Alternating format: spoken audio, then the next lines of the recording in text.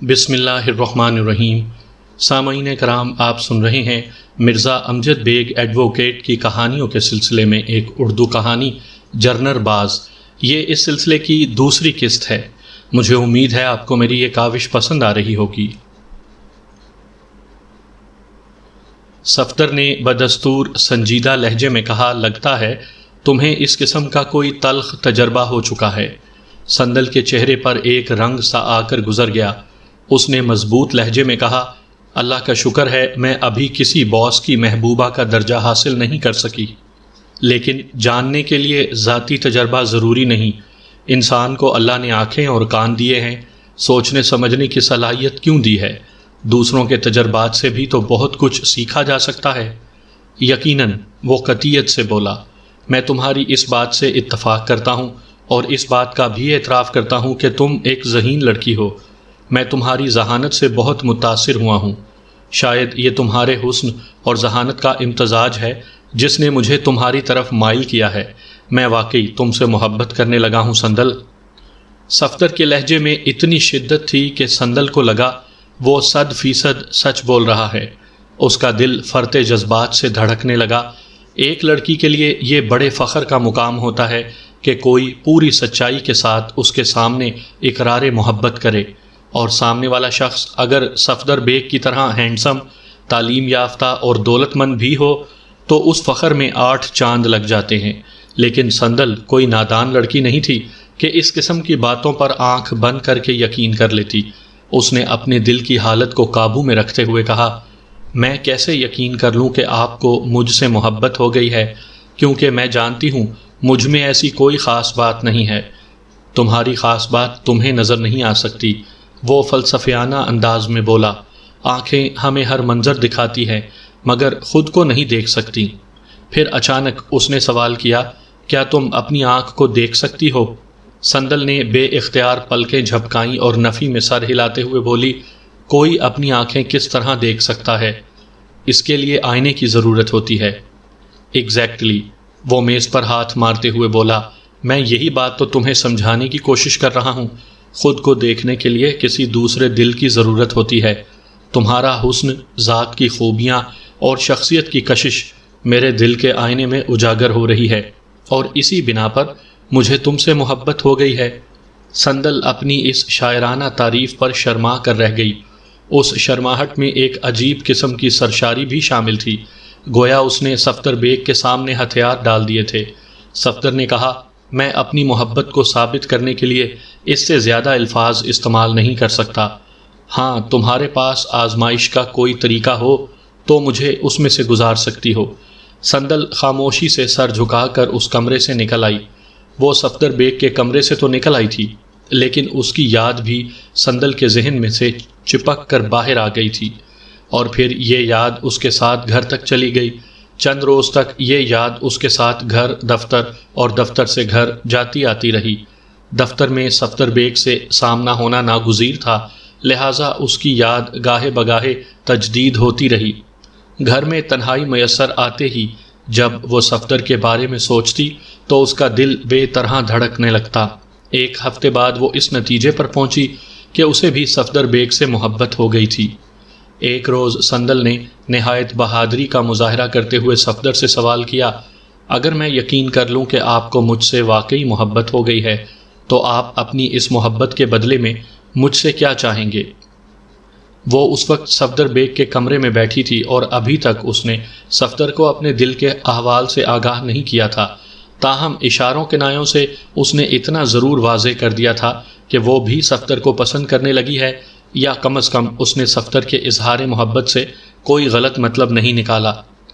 Safdar bag چند لمحے سوچنے کے بعد بولا، اگر میں تمہارے سوال کے بجائے جواب میں یہ کہوں کہ میری محبت کے بدلے میں تم بھی مجھ سے محبت کرو تو یہ خود غرضی کی ایک اعلیٰ مثال ہوگی۔ میری سمجھ میں نہیں آ رہا تمہارے سوال کا کیا جواب دوں۔ کیا اس سلسلے میں تم میری مدد کر سکتی ہو؟ میں؟ وہ الجھن زدہ نظر سے اپنے باس کو دیکھنے لگی۔ وہ بولا، تم چاہو تو اس مرحلے پر واقعی میری مدد کر سکتی ہو۔ وہ کس طرح؟ سندل نے پوچھا۔ اس طرح، صفدر بیگ نے یہ کہتے ہوئے آنکھیں بند کر لی اور نہایت ٹھہرے ہوئے لہجے میں بولا، تم خود کو میری جگہ تصور کرو اور فرض کرو میں یہی سوال تم سے کر رہا ہوں، اس صورت میں تمہارا جواب کیا ہوگا؟ اس نے گھما پھرا کر بڑی پتے کی بات کی تھی۔ سندل نے چند لمحے سوچا اور پھر اپنے دلی جذبات کی ترجمانی کرتے ہوئے کہا، صفدر صاحب، اگر مجھے آپ سے محبت ہو جاتی اور آپ پوچھتے کہ میں اپنی اس محبت کے بدلے میں آپ سے کیا چاہتی ہوں تو میرا اٹل جواب ہوتا شادی۔ میں بھی تم سے شادی کرنا چاہتا ہوں۔ وہ بے ساختہ بول اٹھا۔ کیا؟ سندل کو شاید اپنی سماعت پر یقین نہیں آیا تھا۔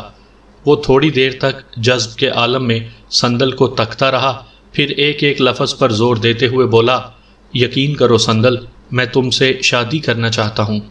لیکن یہ کیسے ممکن ہو سکے گا؟ میں پوری کوشش کروں گا، مجھے یقین نہیں آتا، آ جائے گا۔ سندل قدرے مطمئن ہو گئی۔ صفدر آئندہ آدھے گھنٹے تک اسے یقین دلانے کی کوشش کرتا رہا کہ وہ ہر قیمت پر اسے حاصل کر کے رہے گا۔ وہ خوشی خوشی اس کے کمرے سے نکل آئی۔ صفدر بیگ کو پورا اعتماد تھا کہ وہ اپنی پسند کو پا لے گا۔ سندل کے حصول میں اسے دور دور تک کوئی رکاوٹ نظر نہیں آ رہی تھی، لیکن اس کا خیال یکسر غلط ثابت ہوا۔ بظاہر انتہائی آسان نظر آنے والا معاملہ اس وقت الجھ کر رہ گیا جب اس سلسلے میں اس نے اپنی ماں سائقہ بیگم سے بات کی۔ اپنی ماں کا جواب سن کر اس کے ہوش اڑ گئے۔ نہیں، وہ قطعیت سے بولی، یہ نہیں ہو سکتا، کبھی بھی نہیں۔ مگر کیوں نہیں ہو سکتا؟ صفدر نے احتجاج کیا۔ سندل میں کس چیز کی کمی ہے؟ اس میں سب سے بڑی کمی یہ ہے کہ وہ ایک غریب لڑکی ہے۔ سائقہ نے بڑی رونق سے کہا۔ غریب ہونا تو کوئی جرم نہیں، وہ سٹ پٹا کر بولا۔ جرم؟ سائقہ نے عجیب سی نظروں سے بیٹے کو دیکھا۔ ٹھیک کہا تم نے، غریب ہونا واقعی کوئی جرم نہیں بلکہ ایک گالی ہے۔ پھر چند لمحات کے توقف کے بعد اس نے سمجھانے والے انداز میں کہا، صفدر، اس لڑکی کا خیال اپنے دل سے نکال دو، وہ تمہارے لائق نہیں۔ وہ جھنجھلا کر بولا، میں نے پوچھا سندل میں کیا کمی ہے؟ آپ نے کہا وہ ایک غریب لڑکی ہے، اب آپ کہتی ہیں وہ میرے لائق نہیں۔ وہ خاموش ہو کر تھوڑی دیر تک اپنی ماں کو دیکھتا رہا، پھر بولا، ہمارے پاس کس چیز کی کمی ہے؟ اللہ نے ہمیں سب کچھ تو دے رکھا ہے۔ اگر سندل کا تعلق ایک غریب گھرانے سے ہے تو اس سے کیا فرق پڑتا ہے؟ بہت فرق پڑتا ہے۔ میں مخمل میں ٹاٹ کا پیون نہیں لگنے دوں گی۔ آپ کی باتیں میری سمجھ میں نہیں آتی۔ وہ اس لیے کہ تم نے آج کل اپنی سمجھ میں سندل کو بٹھا رکھا ہے، وہ ٹھہرے ہوئے لہجے میں بولی، اسی لیے میری باتیں تمہارے سر کے اوپر سے گزر رہی ہیں۔ وہ بے بسی اور غصے کی ملی جلی کیفیت سے نفی میں سر ہلانے لگا۔ سائقہ بیگم نے کہا، صفدر، ان غریب گھرانے کی لڑکیوں کو تم نہیں جانتے، یہ بہت عیار اور مکر و فریب کی ماہر ہوتی ہیں۔ اپنی اداؤں سے امیر زادوں کو پھانسنے کا ہنر اور فن انہیں بخوبی آتا ہے۔ یہ اپنا مقصد حاصل کرنے کے لیے کسی بھی حد تک جا سکتی ہیں۔ آپ یقین کریں سندل ایسی لڑکی نہیں۔ تم اپنی فرم کی ایک معمولی ٹائپسٹ کی وکالت کر کے یہ ثابت کر رہے ہو کہ اس کا جادو تم پر اثر کر رہا ہے۔ سائقہ بیگم نے تنبیہی انداز میں انگلی کو حرکت دیتے ہوئے کہا، تم اپنی ماں کی باتوں اور تجربے پر اس 2 ٹکے کی چھوکری کو ترجیح دے رہے ہو۔ یہ بات نہیں ہے، وہ جھلا کر بولا۔ سائقہ بیگم نے اصراری لہجے میں کہا، بالکل یہی بات ہے صفدر، میں بڑی سے بڑی قسم کھانے کو تیار ہوں۔ صفدر نے بے بسی کے عالم میں کہا، آپ یقین کریں اس میں سندل کا کوئی ہاتھ نہیں رہا، میں خود اس کی طرف بڑھا تھا۔ میں اس سے بے پناہ محبت کرتا ہوں اور اسے حاصل کرنا چاہتا ہوں۔ میں سندل سے شادی کرنا چاہتا ہوں۔ سائقہ چند لمحات تک اپنے بیٹے کو گھورتی رہی، پھر 2 ٹوک الفاظ میں حکم صادر فرما دیا، یہ شادی نہیں ہو سکتی، کسی بھی قیمت پر نہیں ہو سکتی۔ آپ زیادتی کر رہی ہیں۔ تم ایک معمولی ملازمہ کی فریبی محبت کے نشے میں ماں کو ظالم کہہ رہے ہو صفدر، سائقہ نے خفگی آمیز انداز میں کہا، جانتے ہو تم کتنے بڑے گناہ کے مرتکب ہو رہے ہو؟ آپ میری بات کو سمجھ نہیں پا رہی ہیں، وہ شکست خوردہ لہجے میں بولا۔ سائقہ نے فیصلہ کن انداز میں کہا، میں تمہاری بات اور سندل کے ہاتھ کو بخوبی سمجھ رہی ہوں۔ تم پہلی فرصت میں اس لڑکی کو اپنے دل و دماغ سے نکال دو، ورنہ بہت نقصان اٹھاؤ گے۔ میرے لیے یہ ممکن نہیں ہے، وہ مجروح لہجے میں بولا۔ میں سندل کو اپنے اندر سے کسی بھی صورت سے نہیں نکال سکتا۔ تو پھر میں پہلی فرصت میں اس فتنہ لڑکی کو اپنی فرم سے نکال رہی ہوں۔ سائقہ بیگم نے بات ختم کرتے ہوئے کہا، اور اگر ضرورت پڑی تو میں اس نے دانستہ جملہ ادھورا چھوڑ دیا۔ شاید وہ یہ کہنا چاہتی تھی اگر ضرورت پڑی تو وہ اسے دنیا سے بھی نکال دے گی۔ صفدر نے ماں کو جلال میں دیکھا تو خاموشی اختیار کر لی۔ اس موقع پر وہ سائقہ سے الجھ کر معاملے کو بگاڑنا نہیں چاہتا تھا۔ سائقہ عجیب مزاج کی عورت تھی، اسے گھر سے زیادہ باہر کی فکر رہتی۔ صفدر کا خیال تھا کہ اگر وہ اس کے باپ صمد بیگ پر مناسب توجہ دیتی تو اس کی یہ حالت ہرگز نہ ہوتی۔ سائقہ ظاہر یہی کرتی تھی کہ وہ اپنے شوہر کے لیے بہت فکر مند ہے، مگر در حقیقت ایسا نہیں تھا۔ صمد کا عضو معطل بنے رہنا اس کے مفاد میں تھا۔ اس طرح وہ زیادہ سہولت کے ساتھ من مانیاں کر سکتی تھی۔ اس کا زیادہ تر وقت پارٹی بازی اور تفریحات میں گزرتا، یا وہ دفتر کو بھرپور ٹائم دیتی تھی، کیونکہ وہ آمدنی کی ایک ایسی مشین تھی جس کی دیکھ بھال از حد ضروری تھی۔ صفدر بیگ 11 بجے تک دفتر پہنچا تو سندل کو سیٹ سے غائب پایا۔ سندل کی ڈیوٹی 9 to 5 تھی۔ ایسا کبھی نہیں ہوا تھا کہ وہ دفتر میں قدم رکھے تو سندل سیٹ پر موجود نہ ہو۔ چپڑاسی دفتر کے لیے پانی لے کر آیا تو اس نے اس سے سندل کے بارے میں استفسار کیا۔ کیا آج سندل نہیں آئی؟ وہ تو آ کر چلی گئی، چپڑاسی نے بتایا۔ کہاں چلی گئی؟ پتہ نہیں صاحب، وہ جزبز ہوتے ہوئے بولا۔ صغیر صاحب نے انہیں کمرے میں بلایا تھا، اس کے بعد ہی سندل اپنا پرس اٹھا کر چلی گئیں۔ آپ اس کے بارے میں صغیر صاحب سے پوچھ لیں۔ اچھا ٹھیک ہے، تم جاؤ، اس نے چپڑاسی سے کہا۔ صغیر شاہ سائقہ کا بھائی تھا اور فرم میں جنرل مینیجر کی حیثیت سے کام کر رہا تھا۔ خاص طور پر جب سے صمد بیگ نے فرم کے معاملات میں زیادہ دلچسپی لینا چھوڑ دی تھی، صغیر شاہ فعال ہو گیا تھا۔ وہ اپنی بہن کے اشاروں پر ناچتا تھا۔ صفدر کو اپنا ماموں کبھی بھی اچھا نہیں لگا تھا، مگر وہ ماں کی وجہ سے مجبور تھا، اس لیے وہ صغیر شاہ کو برداشت کر لیتا تھا۔ صفدر نے انٹرکام پر صغیر شاہ سے سندل کے بارے میں پوچھا، کیا سندل آپ کو کچھ بتا کر گئی ہے؟ برخوردار، اس نے تو مجھے کچھ نہیں بتایا، وہ اپنے مخصوص انداز میں بولا۔ اس کے اس انداز سے صفدر کو چڑ تھی۔ بلکہ میں نے اسے کچھ بتایا ہے، جسے سن کر وہ چلی گئی، ہمیشہ کے لیے چلی گئی۔ صفدر کو ماموں کی بات سن کر غصہ آ گیا۔ آپ نے اسے ایسی کیا بات کہہ دی کہ وہ ہمیشہ کے لیے چلی گئی؟ اس نے برہمی سے پوچھا۔ میں نے اپنی طرف سے کچھ نہیں کہا برخوردار، صغیر شاہ نے اپنا انداز برقرار رکھتے ہوئے کہا۔ میں نے تو میڈم کے احکام کی تعمیل کی ہے۔ صغیر شاہ بھی عام ملازمین کی طرح سائقہ بیگم کو میڈم ہی کہتا تھا۔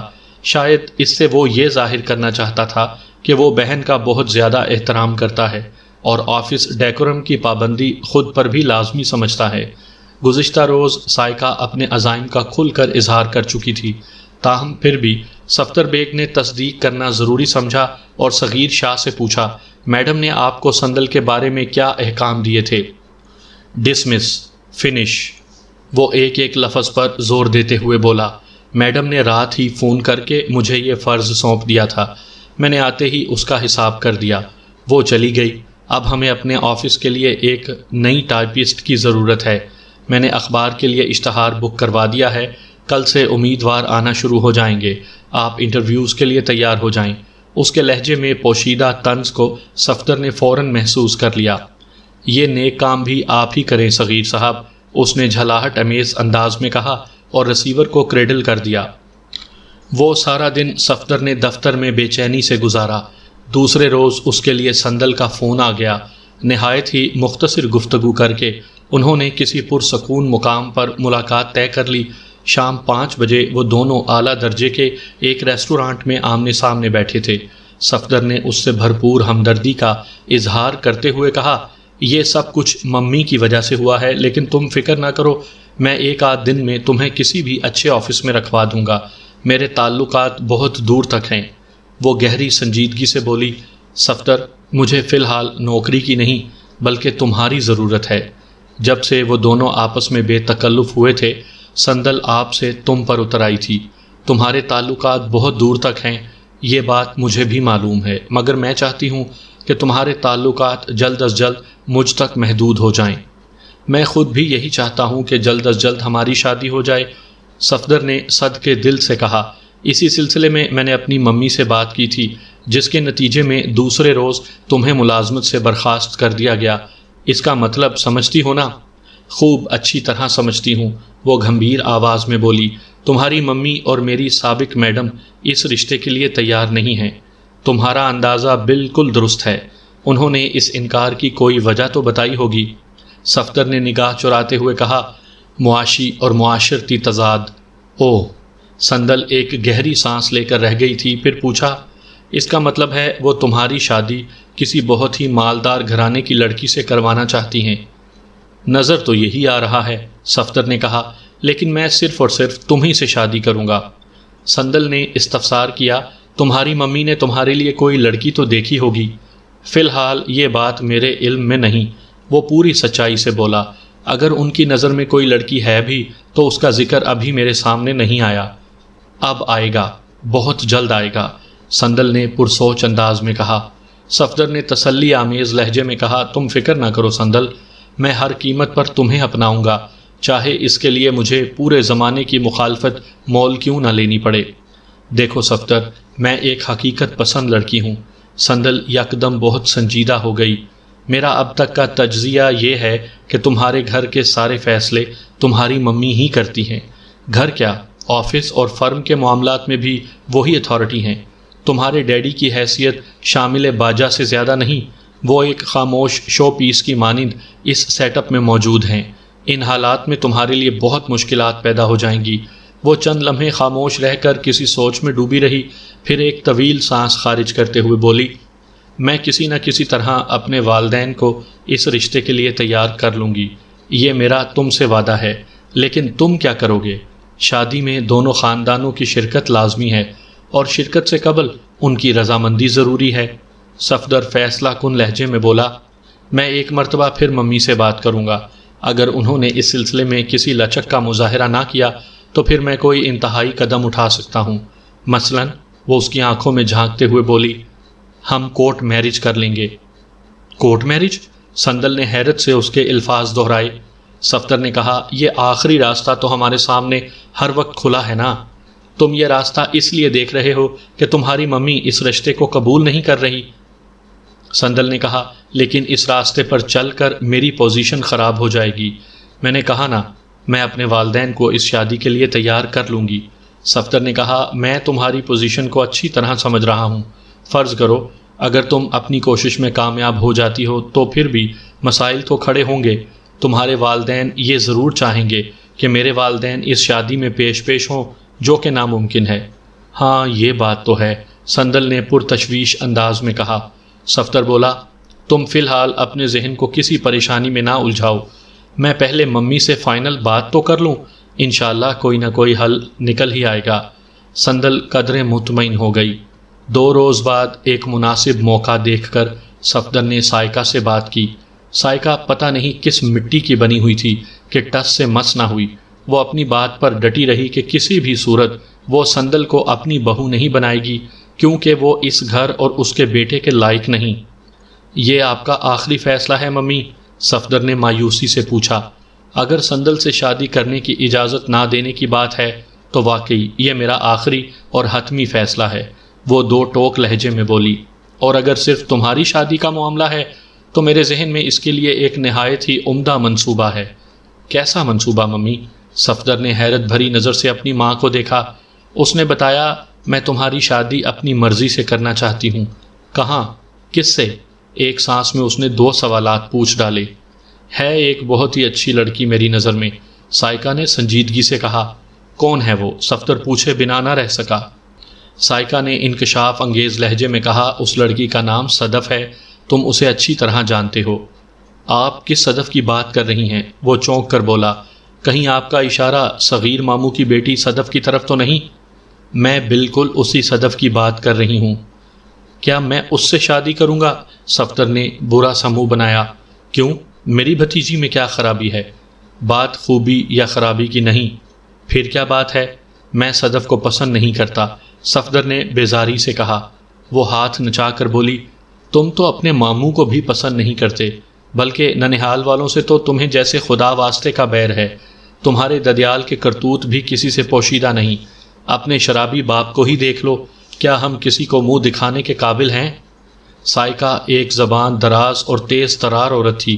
وہ جب بولنے پر آتی تو پھر کسی کی نہیں سنتی تھی۔ صفدر کے لیے ماں کے رشتے کا احترام واجب تھا، اس لیے خاموشی سے اس کی کڑوی کسیلی باتیں سنتا رہا۔ آخر میں اس نے متحمل لہجے میں کہا، بات یہ ہے ممی کہ اگر میں صغیر ماموں اور اس کی بیٹی صدف کو پسند نہیں کرتا تو یہ میرا ذاتی مسئلہ ہے، بس وہ لوگ مجھے اچھے نہیں لگتے۔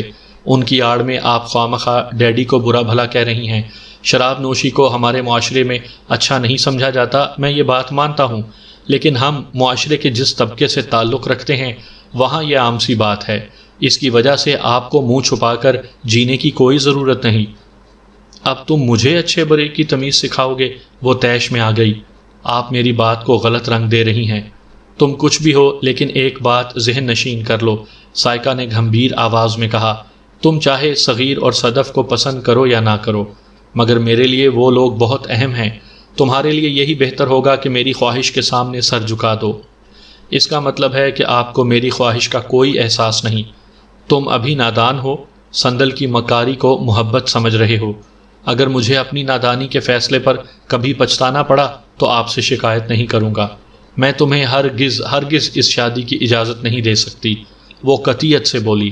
صفدر نے کہا، پھر مجھے اور کچھ سوچنا پڑے گا۔ تم جو بھی فیصلہ کرو گے اس پر عمل سے پہلے مجھے ضرور آگاہ کرو گے صفدر، سائقہ نے سرسراتی ہوئی آواز میں کہا۔ میں ایک ماں کی حیثیت سے تمہیں یہ حکم دیتی ہوں۔ اس نے ہاں یا نہ میں کوئی جواب نہیں دیا، بلکہ مصلحتاً خاموشی اختیار کر لی۔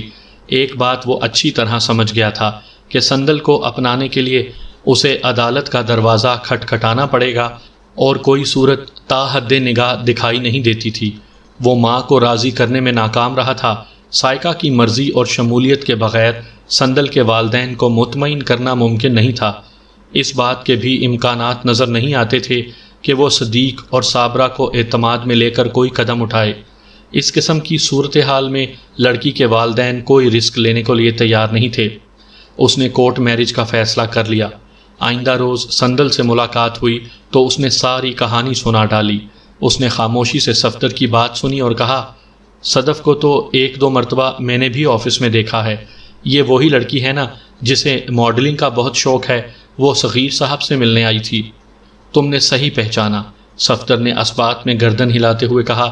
یہ ایسی ہی بات ہے جیسے بھینس کو ماڈلنگ کا شوق چڑھ جائے۔ ہمارے ملک میں یہی تو ایک مصیبت ہے، جو کام جس شخص کا نہیں ہوتا وہ اسے کرنے پر بضد نظر آتا ہے۔ کیا صدف کسی بھی زاویے سے ماڈل نظر آتی ہے؟ اب میں تمہاری کزن پر کوئی تبصرہ کرتے ہوئے اچھی نہیں لگوں گی، صندل نے محتاط الفاظ کا استعمال کرتے ہوئے کہا۔ تم نے پہلے ہی اسے ایک معقول جانور سے تشبیہ دے دی ہے، صفدر نے کہا۔ خدا کی پناہ، قد 5 فٹ، وزن 70 کلو گرام، کمر 36 انچ اور عمر 30 سے بھی نکلتی ہوئی، ان خصوصیات پر ماڈلنگ کی شوقین ہونا کیا معنی رکھتا ہے؟ میں اپنی تشبیہ پر ثابت قدم ہوں۔ صفدر، وہ شرارت آمیز انداز میں اسے سرزنش کرتے ہوئے بولی، یہ مت بھولو کہ وہ تمہاری امیدوار ہے۔ تمہاری امی اسے اپنی بہو بنانا چاہتی ہیں، یعنی صدف کو تمہاری بیوی بنانا چاہتی ہیں۔ میری بیوی؟ مائی فٹ، صفدر نے حقارت سے کہا اور فرش پر زور سے پاؤں مارا۔ آئندہ ہونے والی 2-3 ملاقاتوں میں یہ طے پا گیا کہ وہ دونوں کورٹ میرج کریں گے۔ اس شادی کو وہ بعد میں حالات کا رخ دیکھتے ہوئے ظاہر کریں گے۔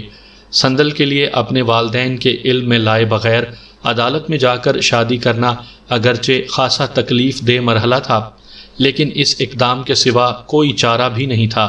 اس نے سوچا بعد میں اپنے والدین کو منا لے گی۔ اسے صفدر کی محبت پر پورا بھروسہ تھا، اس لیے آنکھیں بند کر کے وہ اس کے مشورے پر عمل کرنے کے لیے تیار ہو گئی تھی۔ محبت میں لوگ نتائج کی پرواہ نہیں کرتے۔ محبت کی اس شادی کا نتیجہ جلد ہی برآمد ہو گیا، جو ابتدا میں خاصا تلخ تھا، لیکن وقت گزرنے کے ساتھ ساتھ اس کی تلخی میں کمی آ گئی، بلکہ اس تلخی کی جگہ خوشگواریت نے لے لی۔ صندل نے رفتہ رفتہ اپنے والدین کو راضی کر لیا۔ صفدر بھی اس کوشش میں کامیاب رہا۔ سائقہ بیگم شروع میں صندل کی شکل دیکھنے کی روادار نہیں تھی، لیکن 1 ماہ بعد ہی اس کے رویے میں تبدیلی آ گئی۔ اس نے صفدر سے کہہ کر صندل کو بنگلے میں بلا لیا، یعنی اسے اس کا جائز مقام دے دیا۔ شادی کے فوراً بعد سندل کو صفدر نے کرائے کے فلیٹ میں رکھا تھا۔ صفدر کو اپنی ماں کی اس تبدیلی پر یقین نہیں آ رہا تھا۔ وہ اس کایا پلٹ پر حیران تھا۔ اس نے ایک دو مرتبہ یہ بھی سوچا کہ ممکن ہے اس مہربانی میں سائکا کی کوئی پوشیدہ چال ہو۔ اس نے سندل کو محتاط رہنے کی ہدایت بھی کی، لیکن سندل نے اسے صفدر کا وہم قرار دے کر بات کو مذاق میں اڑا دیا۔ وہ صفدر کو اور اپنے جائز مقام کو حاصل کر کے اس قدر خوش تھی کہ منفی انداز کی باتوں کو ذہن میں جگہ دینے پر قطعاً تیار نہیں تھی۔ بنگلے میں آمد کے بعد چند روز تو خیریت سے گزر گئے۔ اس کے بعد ساس بہو کا ازلی دنگل شروع ہو گیا۔ اس سلسلے میں سائکا ہمیشہ میدان مار جاتی، کیونکہ سندل اسے طرح دے جاتی تھی اور ان یک طرفہ مارکوں کو اپنے شوہر سے بھی چھپا لیتی، مگر پھر اس کی قوت برداشت جواب دے گئی۔ سائکا ایک نئے روپ سے اس کے سامنے آئی تھی۔ وہ بڑی ہوشیاری سے وار کرتی۔ اسے جو کچھ بھی کہنا ہوتا، کوسنا ہوتا، وہ صفدر کی غیر موجودگی میں کرتی، اور صفدر کے ہوتے ہوئے وہ انتہائی میٹھی اور پرخلوص بن جاتی۔ وہ یہی ظاہر کرتی جیسے سندل کو ماں کا پیار دے رہی ہے۔ سندل نے واضح طور پر محسوس کیا سائکا اس سے بھرپور انتقام لے رہی تھی، مگر اس طرح کہ اس پر کوئی الزام نہ آئے۔ سندل کے ہاتھ سے صبر کا دامن اس وقت چھوٹ گیا جب سائکا کے اماں پر صغیر شاہ اور اس کی بیٹی صدف نے مستقل بنگلے پر ڈیرا ڈال دیا۔ صغیر شاہ تو صرف نفرت آمیز نگاہ سے اسے گھورتا تھا، لیکن صدف کھلے عام ٹونٹنگ کرتی۔ اس معاملے میں اسے اپنی پھپھی کی بھرپور حمایت بھی حاصل تھی۔ سندل کی سمجھ میں نہیں آتا تھا کہ آخر اس نے ان لوگوں کا کیا بگاڑا تھا۔ وہ تو حد الوسع ان سے بہتر برتاؤ کرنے کی کوشش کرتی۔ جب پانی اس کے سر سے اوپر ہو گیا تو اس نے صفدر سے ان لوگوں کے رویوں کی شکایت کی۔ مجھے تمہاری بات کا یقین نہیں آ رہا سندل، وہ حیرت بھرے لہجے میں بولا۔ میں تو محسوس کر رہا ہوں سب لوگ تمہارے ساتھ بہت اچھا سلوک کرتے ہیں۔ سندل نے کہا، تمہارے سوا اس گھر کے ہر فرد کے دو چہرے ہیں۔ آنٹی سائکا، انکل صغیر اور صدف تمہارے سامنے بڑا مثبت کردار ادا کرتے ہیں، لیکن جیسے ہی میں اکیلی ان کے ہتھے چڑھتی ہوں وہ جلادوں کا روپ دھار لیتے ہیں۔ لگتا ہے وہ مجھے اس گھر سے نکالنے پر کمر بستہ ہیں۔ مجھے پتا تھا تم میری بات کا یقین نہیں کرو گے، کیونکہ تم نے ان کرداروں کا دوسرا چہرہ نہیں دیکھا۔ میں نے دیکھا ہے، بلکہ روز دیکھتی ہوں۔ صفدر سوچ میں پڑ گیا۔ وہ سرے دست سندل کو جھٹلا سکتا تھا اور نہ ہی اپنے گھر کے 3 افراد کے بارے میں کوئی حتمی فیصلہ کر سکتا تھا۔ اس نے کہا، سندل تم اس سلسلے میں خاموشی اختیار کر لو، میں کسی مناسب موقع پر ممی سے بات کروں گا، اور یہ جو وہ باپ بیٹی ہیں وہ چند روز کے مہمان ہیں، واپس چلے جائیں گے۔ ایسی کوئی بات نہیں صفدر، اب وہ ہمیشہ اسی بنگلے میں رہیں گے۔ یہ بات تم کس بنا پر کہہ رہی ہو؟ میں نے آنٹی سائکا اور انکل صغیر کو باتیں کرتے ہوئے سنا تھا، سندل نے کہا۔ وہ دونوں کچھ اس قسم کی پلاننگ کر رہے ہیں کہ صغیر شاہ اپنے فلیٹ کو کرائے پر اٹھا دیں اور خود دونوں باپ بیٹی اس بنگلے کو اپنا مستقل مسکن بنا ڈالیں۔ یہ کیسے ہو سکتا ہے؟ صفدر اچھل پڑا۔ سندل نے کہا، یہ تقریباً ہو چکا ہے صفدر، اور اس میں تمہاری ممی کی رضا شامل ہے۔ میرے علم میں تو ایسی کوئی بات نہیں۔ وہ مضطرب ہو گیا۔ اسی لیے تم مطمئن بیٹھے ہو۔ میں ممی سے اس سلسلے میں بات کروں گا۔ ضرور کرو، مگر مجھے کامیابی کی امید نہیں، سندل مایوسی سے سر ہلاتے ہوئے بولی۔ صفدر نے اگلے روز سائکا بیگم کو ٹٹولا تو سندل کا کہا ہوا سچ نکلا۔ صغیر شاہ اپنا فلیٹ کرائے پر اٹھانے کی کوشش میں لگا ہوا تھا، اور جہاں تک باپ بیٹی کے بنگلے پر منتقل ہونے کی بات تھی تو وہ یہ کام کر ہی چکے تھے، بس ساز و سامان کی شفٹنگ باقی تھی۔ یہ تو ٹھیک نہیں ہوگا ممی، صفدر نے کمزور سا احتجاج کیا۔ تمہیں کیا اعتراض ہے ان کے یہاں آنے پر؟ کیا آپ کو یہ سب مناسب لگتا ہے؟ صفدر کی سمجھ میں نہ آیا کہ کیا کہے۔ سائکا نے پر اعتماد انداز میں جواب دیا، ہاں مجھے تو یہ سب کچھ انتہائی معقول اور مناسب لگتا ہے، لیکن میں محسوس کر رہی ہوں کہ تمہیں میرے بھائی اور بھتیجی کی مستقل رہائش سے خاصی تکلیف پہنچی ہے۔ اس نے ایک لمحے کا توقف کر کے بیٹے کو گھورا اور معنی خیز انداز میں بولی، اور میں اس کی وجہ بھی جانتی ہوں۔ صفدر الجھن زدہ نظر سے ماں کو دیکھتا رہا۔ اس نے استفسار کیا، صفدر کیا تم وہ وجہ جاننے کی خواہش نہیں رکھتے ہو؟ آپ خود ہی بتا دیں، وہ بد دلی سے بولا۔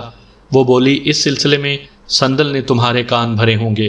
میں اور میرے رشتہ دار اس کی آنکھ میں خار کی طرح کھٹکتے ہیں۔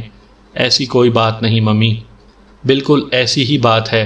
ورنہ تم مجھ سے انکوائری نہ کر رہے ہوتے۔ میں نے تو صرف آپ سے ایک بات پوچھی تھی۔ تم جورو کے غلام جو ہو صفدر؟ سائقہ نے سخت لہجے میں کہا۔ اب صفدر کی برداشت بھی جواب دے گئی۔ وہ خاصی دیر سے صبر کیے بیٹھا تھا، اچانک پھٹ پڑا۔ اس نے ان تمام رویوں کا ذکر کیا جن کے بارے میں سندل نے اسے بتایا تھا۔ سائقہ اپنے خلاف بہو کی شکایتیں سن کر آگ بگولا ہو گئی۔ اس روز وہ خاصی چیخی چلائی، لیکن دوسرے روز حالات معمول پر آ گئے۔ صفدر نے تنہائی میں سندل کو سمجھایا کہ وہ درگزر کی عادت ڈالے۔ وہ ماں سے کسی قسم کی گستاخی نہیں کر سکتا۔ انشاءاللہ بہت جلد سب ٹھیک ہو جائے گا۔ بات گستاخی کی نہیں، تم انہیں سمجھا تو سکتے ہو۔ سندل نے اپنے تئیں ایک جائز اور معقول بات کی تھی۔